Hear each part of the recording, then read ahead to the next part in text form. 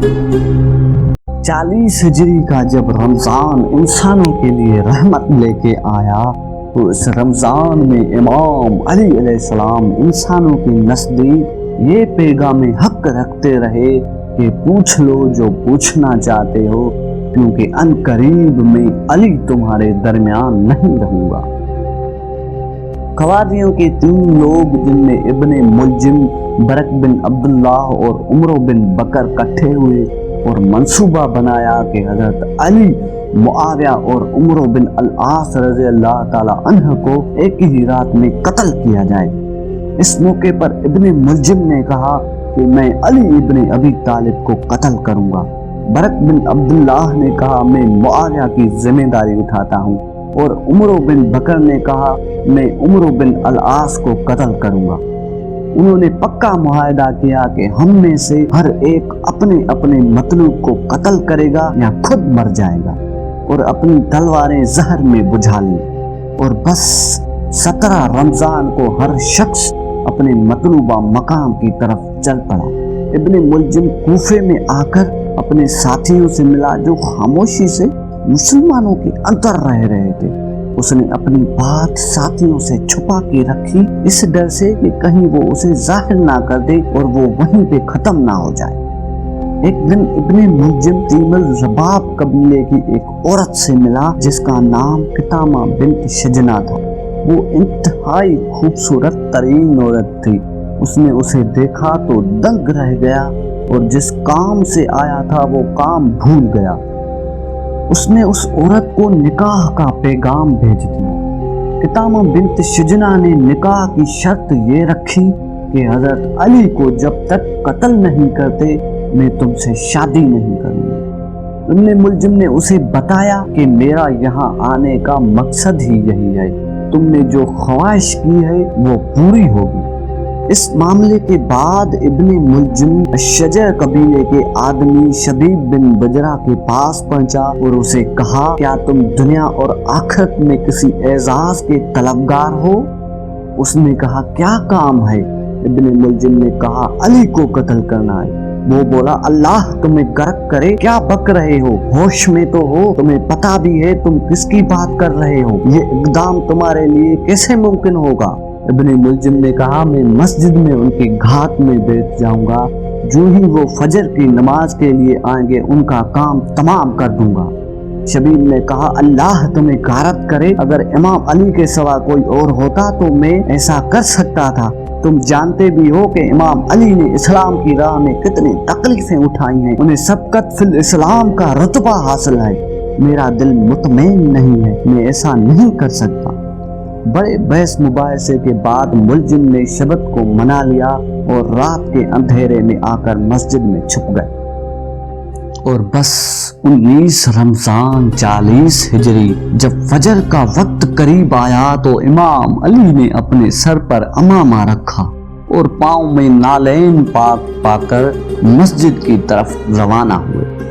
घर से निकलकर आप हसब मामूल आवाज देते आ रहे थे कि ऐ लोगो आओ नमाज की तरफ, आओ नमाज की तरफ। मस्जिद में पहुंचकर जो इंसान सोए हुए थे उनको जगाया और कहा कि फजर का वक्त करीब है और इस वक्त सोना इंसान के नसीब को मुर्दा बना देता है। उठो अपनी अल्लाह की इबादत करो और उसको राजी करो। आजान के बाद हर कोई अल्लाह की इबादत में मसरूफ हो गया। कोई कयाम में था, कोई रुकू में था, कोई सजदे में था। आप जैसे ही रुकू के बाद सजदे में गए, इब्ने मुलजिम ने आपको सजदे की हालत में देखकर आपके सर पर वार कर दिया। मस्जिद में कोहराम मच गया। मस्जिद में जो सालिहीन मौजूद थे वो रोने लगे, अपना माथा पीटने लगे और इब्ने मुलजिम पकड़ा गया। हमदान के एक आदमी ने जिसकी कुनियत अबू नमा थी, इब्ने मुलजिम की तलवार पकड़ी और उसकी टांग पर मारी। इब्ने मुलजिम लड़खड़ा कर गिर गया। हजरत अली रज़ी अल्लाह ताला अन्हु पीछे हट गए और जरदा बिन हबिया बिन अबी वहब ने लोगों को नमाज पढ़ाई। बाद अजान इमाम अली ने फरमाया उस आदमी को मेरे पास ले आओ। जब उसे लाया गया तो आपने इब्ने मुलजिम को कहा क्या मैंने तुम्हारे साथ हुस्ने सुलूक नहीं किया था? उसने एतराफ किया जी हाँ, आपने अच्छा सलूक किया था। इमाम अली ने पूछा, तो तुमने ये इक़दाम क्यों लिया? इब्न मुलजिम ने कहा, मैंने ये तलवार 40 दिन तक तेज की और अल्लाह से दुआ की कि मैं इसके जरिए इसकी मखलूक में से नऊज़ बिल्लाह बदतरीन शख्स को कत्ल करूंगा। इमाम अली ने फरमाया, मेरा ख्याल है तुम इसी तलवार से मारे जाओगे, और मेरा ये भी ख्याल है कि वो तुम ही हो जो अल्लाह की मखलूक में से बदतरीन शख्स हो। नमाज के बाद आपको घर लाया गया। बस घर में आपका आना था, कयामत का मंजर छा गया। सब घर वाले रोने लगे और आप सबको दिलासा देने लगे कि अल्लाह की रजा इंसान की बका है। आप बिस्तर शहादत पर भी अल्लाह की इबादत को कायम रखे हुए हैं। जब 20वीं रमजान का दिन तुलू हो गया तो आपने फरमाया, हसन जाओ, जो लोग मुझसे मिलना चाहते हैं उन सब इंसानों को लेके आओ। तो सैकड़ों इंसान आपकी खिदमत में हाजिर हुए। उस वक्त जहर पूरी तरह आपके जिस्म में फैल गया था। फिर भी आपके लबों से ये सदा बुलंद हुई कि पूछो जो पूछना चाहते हो, मैं अली जमीन के रास्तों से ज्यादा आसमान के रास्ते जानता हूँ। पूछो जो पूछना है, क्योंकि अनकरीब मैं तुम्हारे साथ नहीं रहूंगा। सवालात और जवाबात के बाद सब आपसे इजाजत लेके चले गए और फिर आपने फरमाया, हसन, मेरे पूरे खानदान को जमा करो।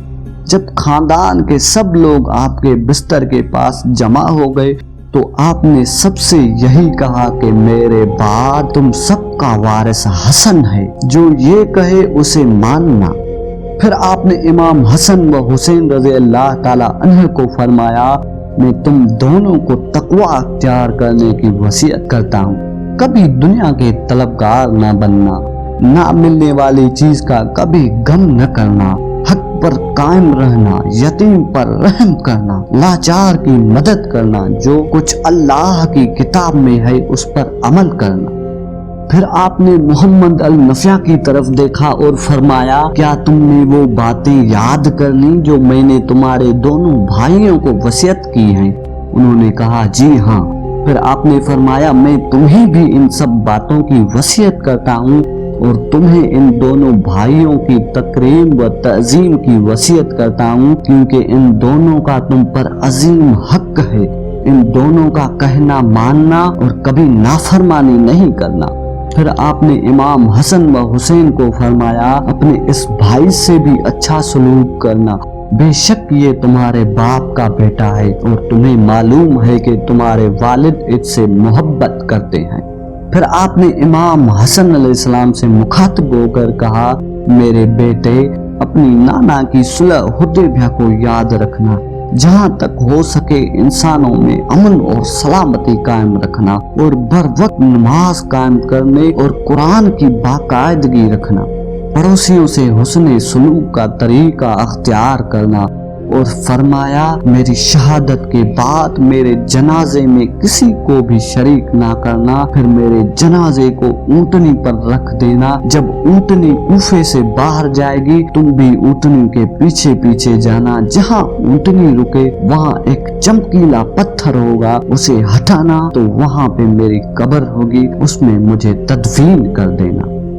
बवक्त वफात आप ये शहादत देते हैं कि अल्लाह के सिवा कोई माबूद नहीं, वो यकता है, उसका कोई शरीक नहीं है और मोहम्मद सल्लल्लाहु अलैहि वसल्लम उनके रसूल हैं। मेरी नमाज, मेरी कुर्बानी, मेरी जिंदगी और मेरी मौत सब उस अल्लाह के लिए है जो रब्बिल आलमीन है।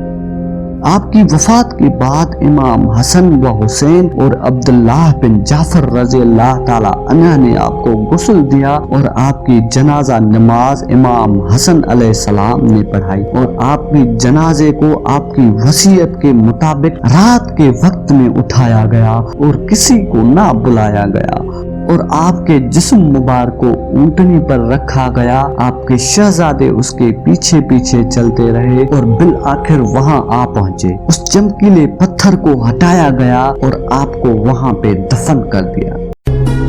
آپ کی وفات 21 رمضان 40 ہجری بمطابق 29 جنوری 661 عیسوی کو ہوئی۔ اس وقت آپ رضی اللہ تعالی عنہ کی عمر مبارک 59 سال تھی۔